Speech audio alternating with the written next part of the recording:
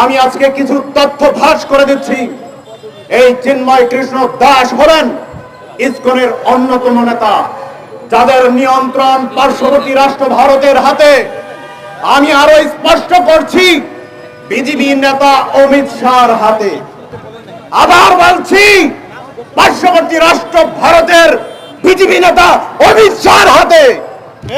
আপনারা জানেন, রিপাবলিক বাংলা নামক একটি টিভি চ্যানেল আছে পার্শ্ববর্তী রাষ্ট্রের। তার একজন অ্যাঙ্কার উপস্থাপক আছে, ময়ূক রঞ্জন। চেনেন আপনারা? এই ময়ূক রঞ্জনের সাথে চিন্ময় কৃষ্ণ দাসের মেইল এবং ফোনে যোগাযোগ হতো। আমি আরো স্পষ্ট করছি, ভারতের আদানি গ্রুপের মালিক পরিচালক তার সাথেও এই চিন্ময় কৃষ্ণ দাসের যোগাযোগ রক্ষা করেছে। 5 আগস্টের পর থেকে এই ময়ূক রঞ্জন, অমিত শাহ এবং আদানি গ্রুপের মালিকের সাথে চিন্ময় কৃষ্ণ দাস প্রতি রাতে যোগাযোগ করেছে।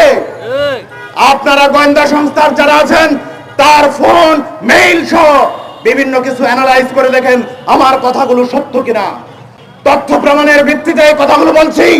শুধু তাই নয়, আওয়ামী লীগের 1 ডজন নেতাকর্মী, শীর্ষস্থানীয় যারা এখন ভারতে বসবাস করছে, তাদের সাথে এই ময়ূক রঞ্জন সহ এবং ভারতে পালিয়ে থাকা আওয়ামী লীগের সকল নেতাকর্মীর সাথে এই চিন্ময় কৃষ্ণ দাস যোগাযোগ করেছে বাংলাদেশের মালিক হওয়ার জন্য। তাই কথা পরিষ্কার, এখানে শুধুমাত্র ইসকনের মাধ্যমেই হচ্ছে না, আওয়ামী প্রেতাত্মাদের বলিষ্ঠ যোগাযোগের মধ্য দিয়ে, তাদের অর্থনৈতিক সুবিধার মধ্য দিয়ে আমার ভাই সাইফুল ইসলাম আরিফকে শহীদ করা হয়েছে। এই দেশকে অস্থির করবার জন্য নীল নকশা ভারতে বসেই শেখ হাসিনা করছে। আমি বলতে চাই এবং আদালতের দৃষ্টি আকর্ষণ করতে চাই, অবিলম্বে শেখ হাসিনা এবং শেখ হাসিনার প্রেতাত্মা যারা আছে তাদেরকে গ্রেফতার করতে হবে।